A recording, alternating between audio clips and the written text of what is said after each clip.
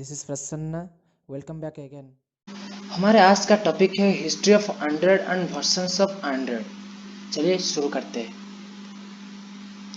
हमारा first point ये है, originally intent for camera but shifted to smartphones later because of low market for camera only. मैं आपको समझाता हूँ। मैं आपको पहले लेक्चर में बताया था एंड्रॉयड ऑपरेटिंग सिस्टम का स्टार्टिंग मोबाइल फोन से हुआ था, but it's not absolutely true. मैंने आपको बताया था मोबाइल जो फोन था, मोबाइल एंड्रॉयड ऑपरेटिंग सिस्टम का जो स्टार्टिंग हुआ था मोबाइल फोन से ही हुआ था। एंड्रॉयड बनाने के जो पर्पस था वो मोबाइल फोन के लिए ही नहीं था। एंड्रॉयड बनाने के जो पर्पस था वो मोबाइल फोन के लिए नहीं था। Listen carefully. 2002 में एक वर्ल्ड फेमस कंपनी थी जिसका नाम था नोकिया। इस नोकिया फोन में जो ऑपरेटिंग सिस्टम यूज होता था वो था सिम्बियन का। नोकिया फोन में जो ऑपरेटिंग सिस्टम यूज होता था वो था सिम्बियन का। उस टाइम में जो जब नोकिया फोन का चलता था, नोकिया कंपनी चलता था, वर्ल्ड फेमस कंपनी था नोकिया। उस टाइम में यूएसए के एक कंपनी थी जिसका नाम था डेंजर कॉर्पोरेशन। ध्यान से सुनिए, उस टाइम में एक कंपनी थी यूएसए में जिसका नाम था डेंजर कॉर्पोरेशन, और इस कंपनी के एक एम्प्लॉय थे जिसका नाम था एंडी रूबिन। ध्यान से सुनिए, उस कंपनी में जो एम्प्लॉय थे, डेंजर कॉर्पोरेशन जो कंपनी था उसका जो एम्प्लॉय थे जिसका नाम था एंडी रूबिन। एंडी रूबिन ने इस कंपनी में आज ए प्रोग्रामर काम करते थे। उस डेंजर कॉर्पोरेशन कंपनी के लिए एंडी रूबिन आज ए प्रोग्रामर काम करते थे। डेंजर कॉर्पोरेशन जो कंपनी थी वो कंपनी रोबोट बनाती थी। डेंजर कॉर्पोरेशन जो कंपनी थी वो रोबोट बनाती थी। एंडी रूबिन इस कंपनी में प्रोग्राम लिखते थे रोबोट के लिए। रोबोट के लिए कोडिंग करते करते एंडी रूबिन का लिनक्स कर्नेल पर बहुत अच्छा कमांड हो गया था। जो कि एंडी रूबिन ने रोबोट के लिए प्रोग्राम लिखते थे, उस टाइम प्रोग्राम करते करते उनका लिनक्स कर्नेल पर बहुत अच्छा कमांड हो गया था।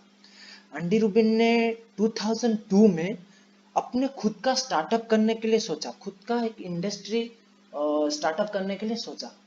एंडी रूबिन ने जो स्टार्टअप करने के लिए सोचा था वो कैमरा इंडस्ट्री के बारे में ही सोचा था। ध्यान से सुनिए, एंडी रूबिन ने 2002 को जो इंडस्ट्री स्टार्टअप करने के लिए सोचा था वो कैमरा इंडस्ट्री था। एंडी रूबिन जो स्टार्टअप किए थे वो कैमरा पर्पस के लिए ही था, सिर्फ कैमरा के लिए ही था। एंड्रॉयड ऑपरेटिंग सिस्टम को बनाया गया था कैमरा के लिए, इसीलिए बनाया गया था। इसलिए बनाया गया था कि उस टाइम में जो कैमरा होती थी वो स्मार्ट कैमरा नहीं होती थी। ध्यान से सुनिए, जो उस टाइम में जो कैमरा होती थी वो स्मार्ट कैमरा नहीं होती थी। मैं आपको बता देता हूँ, आपको याद होगा उस टाइम की जो कैमरा थी रील वाला कैमरा थी। मतलब पिक्चर क्लिक होने के बाद नेगेटिव में पिक्चर स्टोर होती थी और हमको 1 और 2 वीक लग जाती थी फोटो देखने में। तो ये बहुत लॉन्ग प्रोसेस था, इसीलिए एंडी रूबिन ने कैमरा को स्मार्ट करने के लिए सोचा। उस टाइम में जो कैमरा थी वो तो स्मार्ट नहीं थी, तो इसीलिए एंडी रूबिन ने कैमरा को स्मार्ट बनाने के लिए सोचा। But due to some reason Android को कैमरा लॉन्च नहीं कर पाए। एंड्रॉयड को कैमरा में लॉन्च नहीं कर पाए due to some reason. Andy Rubin ने एंड्रॉयड को कैमरा में लॉन्च नहीं कर पाए। देन एंडी रूबिन ने मोबाइल इंडस्ट्री को चूज किया। जबकि कैमरा का इंडस्ट्री का चलना बंद हो गया था कि कैमरा को मैं आपको बता देता हूँ, उस टाइम में जो लोग होते थे वो क्या करते थे कि पिक्चर क्लिक करने के लिए पसंद करते थे मगर कैमरा खरीदने के लिए पसंद नहीं करते थे। तो एंडी रूबिन ने मोबाइल इंडस्ट्री चूज किए। उस टाइम का मोबाइल फोन स्मार्ट नहीं होता था, जबकि एंडी रूबिन ने मोबाइल इंडस्ट्री को चूज किया। उस टाइम का जो मोबाइल फोन होता था स्मार्ट नहीं होता था। आपको याद होगा उस टाइम के जो फोन था नोकिया का फोन था। नोकिया फोन जो छोटा वाला फोन था नोकिया का वो स्मार्ट नहीं होता था। देन एंडी रूबिन ने सोचा कि मोबाइल को स्मार्ट बनाने के लिए तो एंडी रूबिन ने अपना स्टार्टअप शुरू किया 100 इन कॉर्पोरेशन के नाम पे 2003 को कैमरा के लिए। तो एंडी रूबिन ने अपना जो स्टार्टअप शुरू किया था उसका नाम था 100 इन कॉर्पोरेशन 2003 को सिर्फ कैमरा के लिए।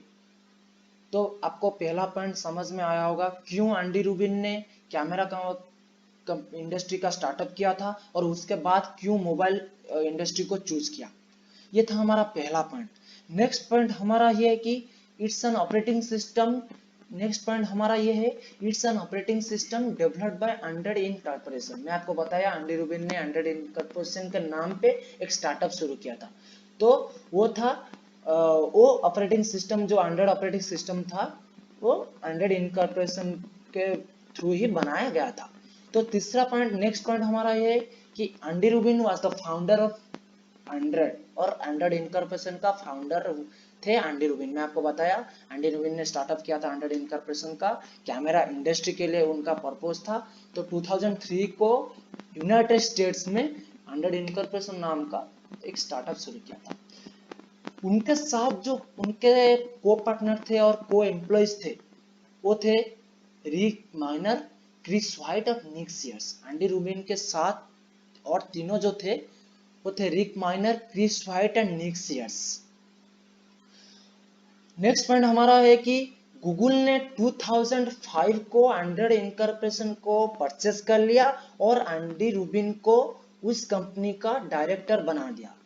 तो ध्यान से सुनिए, एंडी रूबिन ने 2005 में ऐसे कंपनी के पास गए जो कि मोबाइल इंडस्ट्री के साथ दूर दूर तक कोई रिश्ता नहीं था, वो था गूगल।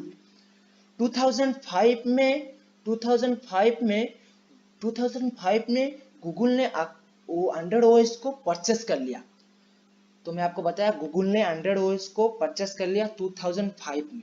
वही 2005 में गूगल ने एक नई स्टार्टअप शुरू किया जिसका नाम था गूगल 100 इन कॉर्पोरेशन। 2005 में गूगल जो स्टार्टअप शुरू किया था उसका नाम था गूगल 100 इन कॉर्पोरेशन। गूगल ने सोचा 100 को मोबाइल के लिए डेवलप करने के लिए। तो गूगल जब 100 को परचेस किया उसका एक ही मोटिव था कि उसको मोबाइल के लिए ही डेवलप करें और 100 के बारे में सिर्फ एंडी रूबिन को ही पता था। तो गूगल ने क्या किया कि 100 को एंडी रूबिन को से परचेस कर लिया और एंडी रूबिन को उस कंपनी का डायरेक्टर बना दिया। तो मैं आपको इस पॉइंट में बताया कि गूगल ने 100 इन कॉर्पोरेशन को परचेस कर लिया और एंडी रूबिन को उस कंपनी का डायरेक्टर बना दिया क्योंकि एंडी रूबिन के सिवा और किसी को 100 के बारे में पता नहीं था। तो नेक्स्ट पॉइंट हमारा है कि 2007 में Google announces the development of 100 operating system. 2007 नहीं 2006 में ही 6 और 7 को ही गूगल ने दो वर्जन रिलीज किया था 100 का। 2006 में जो रिलीज किया था उसका नाम था 100 अल्फा और 2007 में जो रिलीज किया था वो था 100 बीटा वर्जन। ये जो दो वर्जन बनाया गया था सिर्फ टेस्टिंग पर्पस के लिए ही बनाया गया था। ध्यान से सुनिए, गूगल ने दो वर्जन रिलीज किया, एक 2006 में और एक 2007 में। वो जो दो वर्जन उन्होंने रिलीज किया था वो सिर्फ टेस्टिंग पर्पस के लिए बनाया था। उसके बाद क्या हुआ, उसके बाद एक सक्सेसफुल टेस्टिंग के बाद गूगल ने सोचा कि 100 का फुल वर्जन मार्केट में लॉन्च करने के लिए गूगल ने सोचा कि 100 का जो दो वर्जन टेस्टिंग होने के बाद गूगल ने सोचा 100 का फुल वर्जन मार्केट में लॉन्च करने के लिए। तो ये था हमारा गूगल जो कि हम दो ही वर्जन रिलीज किया था, जो उसके बारे में मैं आपको बताया कि उसको सिर्फ टेस्टिंग पर्पस के लिए ही बनाया था। नेक्स्ट पॉइंट हमारा है कि फर्स्ट वर्जन जो 100 का रिलीज किया था वो था 1.0। 1.0 जो वर्जन रिलीज किया गया था 2008 को, वो 2008 में ही HTC ने उसका फास्ट मोबाइल 100 मोबाइल लॉन्च किया था। HTC ने फास्ट 100 मोबाइल लॉन्च किया था विथ 1.0 100 वर्जन। तो ये था हमारा हिस्ट्री ऑफ 100। इसके बाद हम देखेंगे 100 के वर्जन के बारे में। 100 जब रिलीज हुआ था उस टाइम से इस टाइम तक उसका जो वर्जन है उसके बारे में ही हम बात करेंगे। मैं आपको बताया कि 100 का जो फर्स्ट वर्जन और सेकंड वर्जन था वो सिर्फ टेस्टिंग पर्पस के लिए ही बनाया था। 100 का जो तीसरा वर्जन रिलीज किया गया था वो रिलीज किया गया था 13 अप्रैल 2009 को। 100 का जो तीसरा वर्जन रिलीज किया गया था 13 अप्रैल 2009 को। उसका कोड नेम था cupcake. After a successful testing Google ने जो फाइनल वर्जन लॉन्च किया था मार्केट में वो था कपकेक, जो कि 13 अप्रैल 2009 को लॉन्च किया गया था। नेक्स्ट हमारा है डूनट 1.6 वर्जन। डूनट सितंबर 15 2009 को रिलीज किया गया था, जिसका कर्नल वर्जन था 2.6.29। तीसरा हमारा है इक्लेयर अंडर 2.0, जो कि इक्लेयर वर्जन था। उसका रिलीज अक्टूबर 26 2009 को हुआ था, जिसका कर्नल वर्जन था 2.6.29। और ये जो वर्जन था इक्लेयर का वो 2.0 से 2.1 तक ही चला। नेक्स्ट हमारा जो 100 वर्जन है वो है फ्रोयो।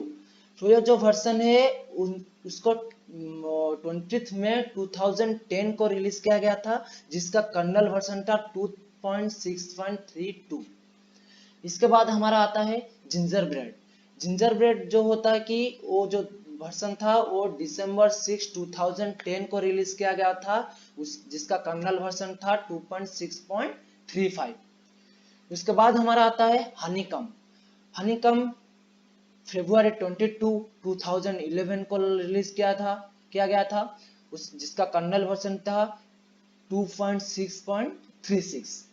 उसके बाद आता है हमारा नेक्स्ट वर्जन आइसक्रीम सैंडविच। वो अक्टूबर 19 2011 को ही रिलीज हुआ था, जिसका कर्नल वर्जन था 3.0.1। इसके बाद आता है हमारा जेली बीन, जो कि जून 27 2012 को रिलीज किया गया था, जिसका कर्नल वर्जन था 3.0.31 का। इसके बाद हमारा आता है 100 4.4 किटकैट का, जो कि रिलीज किया गया था सितंबर 3 2013 को। नेक्स्ट हमारा है 100 5.0 लॉलीपॉप, जो कि रिलीज किया गया था नवंबर 12 2014 को। उसके बाद हमारा आता है 6.0 मार्शमैलो, जो कि रिलीज किया गया था मई 28 2015 को। नेक्स्ट हमारा आता है 100 नोगाट 7.0 वर्जन, जो कि अगस्त 22 2016 में रिलीज किया गया था। उसके बाद हमारा आता है ओरियो 100 8.0 ओरियो, जो कि रिलीज किया गया था अगस्त 21 2007 को। नेक्स्ट हमारा आता है 100 पाई 9.0 वर्जन, जो कि रिलीज किया गया था अगस्त 6 2018 को।